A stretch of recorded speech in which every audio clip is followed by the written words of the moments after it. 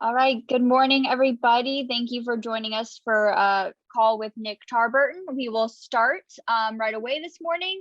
So first question will go to Tyler Donahue. Hey, Nick. Good morning. How are you? Good morning. How you doing? Doing well. Great. When we talked to you in August, there was a lot of how would you hold up physically in this big role, and how you feeling through 5 games, and what does it mean to you to have logged so many snaps through this 5-0 start? Yeah. Obviously, through 5 games, you're going to be a little sore here and there, but my body feels great. Really healthy. Just got to continue to do the necessary regen and certain deals there, but just being able to play on that field and like you said, log as many snaps as I have so far. It's been a blessing, and just continuing to look forward to this season. Rich Scarcella. Hi, Nick. What do you see from the Iowa offensive line? I'm guessing not much different than you've seen in the past, but what do you see? Are they a typical of what you've seen from them in the past? Yeah, without a doubt. Iowa was very similar, through the years. I think this year especially, what sticks out to me is their athletic ability. They move well, and that's kind of something that we've seen early on with this O-line. Johnny Collins.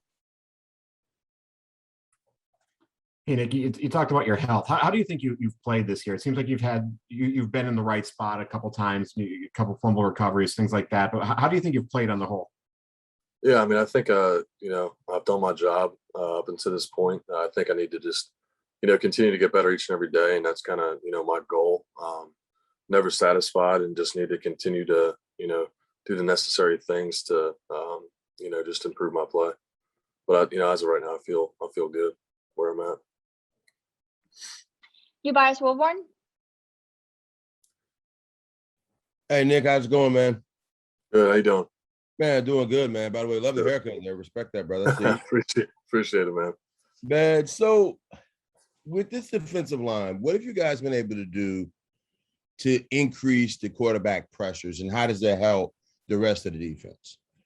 Yeah, I think any good defensive line needs to be able to pressure the quarterback with just a 4-man rush, and I think we've been able to do that at this point.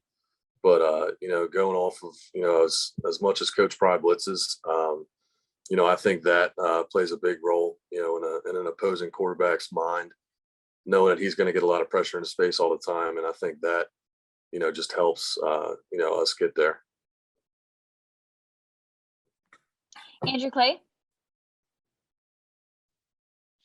Hey, Vic. So the first 4 or 5 games so far this season have all had a real extreme emotional element, it almost feels like. Is there a way that you guys kind of mentally juggle all of that? And is there kind of a process you guys go through to be able to keep getting up for the next game? Because it has been so, at least from a fan's perspective, it's been kind of mentally exhausting in some ways because of all that. Yeah. No, Coach Franklin preaches, and I'm sure all of you have, heard it, the 1-0 mentality. Week by week, we just continue to, focus on, the goal and the match ahead and whatever we got going on, that certain week. But to juggle all of it, like I said, falling back on it, it's just, week by week, how we take that, this exact game right in front of us is kind of how we juggle all of it. Joe Giuliano. Good morning, Nick. I just wondered how you adjusted to playing, full time again after your injury problems the last couple of years, and also on Saturday night, I saw you move inside for a couple of snaps, so maybe more than a couple. But how do you feel about that? Yeah, just like you said with the whole injury deal, it's just with me, I just want to continue to, rehab and just regen as much as I can. I keep falling back on that, just whether that's, stretching before and after practices and after games and stuff like that, coming in, getting in the tubs. Is kind of how I manage the, the soreness and stuff like that. And then, in certain packages here and there, you'll see me sliding down to a 3-tech and then bouncing back out to a 5. It's a lot of fun. It's fun moving all around throughout the defense.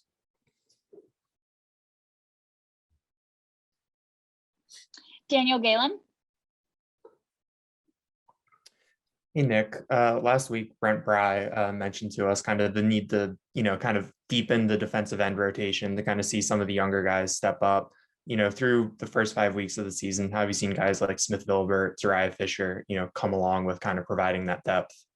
Yeah, week by week, I continue to see Smith and Zariah get better. And obviously, Zariah was a linebacker before, just now into transition to the DN, and especially him, I see him continually get better, whether that's technique, footwork, handwork, whatever it may be. Week by week, both of those guys are continually to get better, which is definitely helping us depth wise.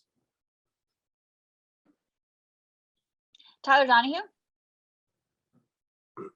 Yeah, Nick, I know you guys aren't on the field at this point, but when they announced the starting lineups at Beaver Stadium the last few weeks, they have said you, Nick, you, Jesse, and AK are all starters. Now, I know only 2 of you can be starters, but is that representative of how you 3 go about your business?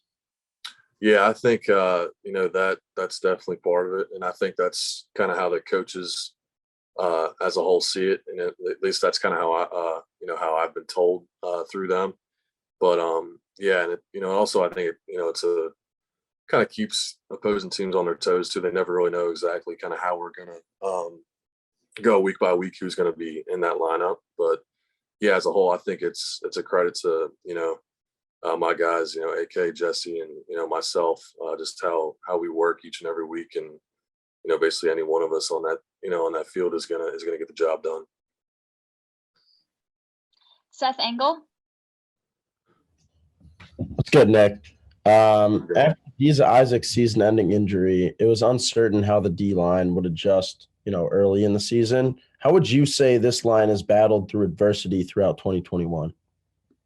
Yeah, obviously, losing a guy like Adisa is, really tough, and it put a lot of stress on us, and we were down. It was tough. Like losing a guy like that, it's it's one of our brothers, and it's it's really tough. But kind of through that, you have to kind of figure out who we are, and continue to just get better each and every day, no matter what gets thrown at us, and ultimately. You can't take anything for granted. You gotta, be there. And, at times I'm, seeing him on the sideline, and it hurts me, and that's why I want to continue to fight and push every day just to get better. Rich Carcella. Nick, how big is play action a part of Iowa's offense, and what kind of challenge does it present to you as an end? Yeah. They're a big ground and pound team. So, they're going to, they may run the ball 4 times and, play action the next. And they got a lot of double tight end sets and stuff like that. So they'll be kind of holding them in to, kind of whether that's a chip on us as ends, or, they may just be staying in the block. But, obviously you just got to read your key throughout the play, and then, your key is going to take you to the ball ultimately, and just staying true to reading the keys. But it's going to be fun. It's going to be a fun game. I'm excited. Donnie Collins. Nick, is Iowa's offense like any other offense you've seen this year in recent years, other than Iowa's? Are they unique in kind of how old school they are? Yeah. I think when I think of, the Iowa's, Wisconsin kind of comes to mind a little bit. It's Iowa's another team that just wants to, just be real physical, assert the run game. But as Iowa, I think is like you said, unique just because that's been their identity, forever almost. It's impressive what they do, and it's gonna be really a fun game. Excuse me. Nebias Wilborn.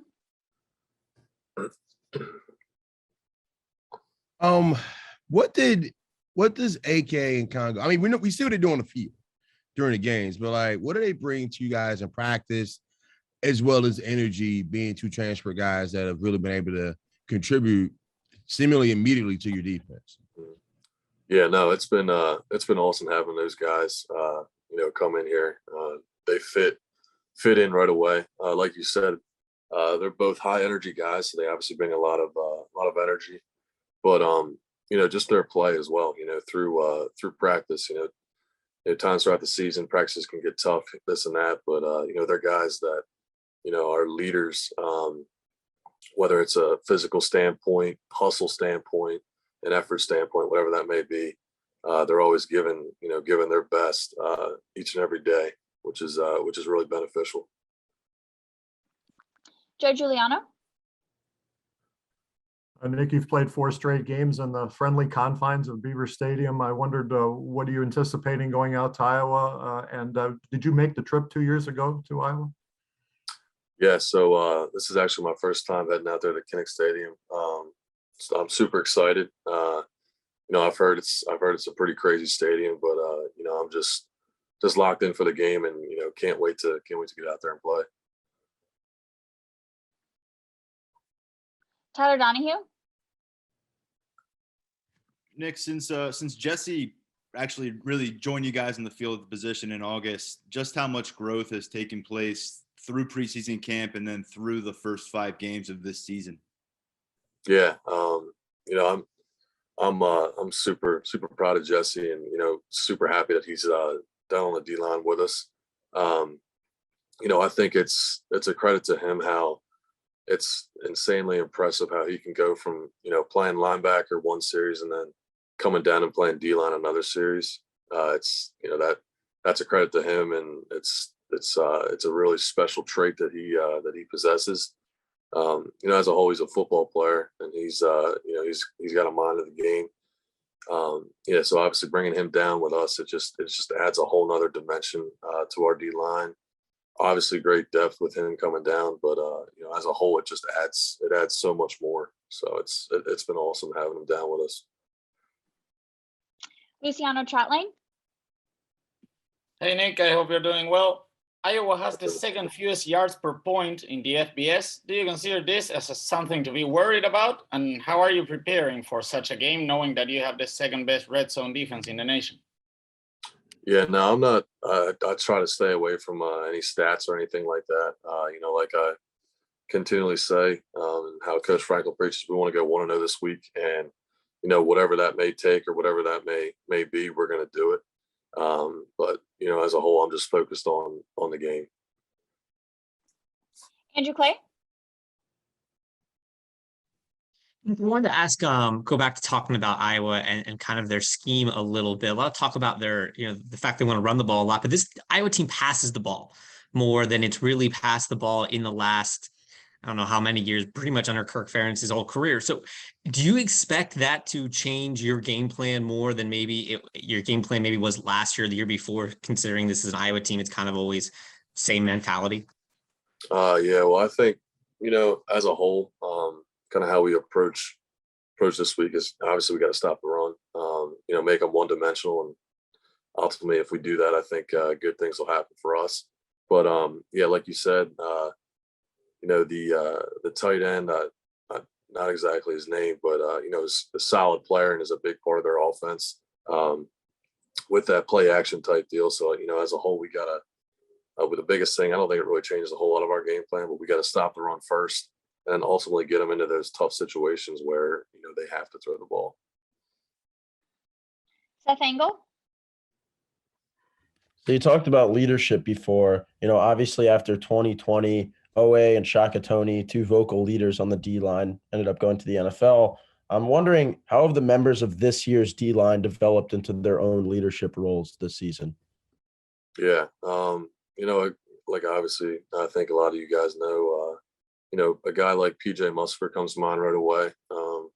And like you guys said before, AK, Congo, Jesse, myself, I think we all, as older guys in the room, kind of, knew it was kind of our time to be that, whether it's a vocal leader or, just showing leadership through your play. It was kind of our time. And I think as a whole, we're one of the closer like units I think I've ever been a part of, which just helps that grow even more.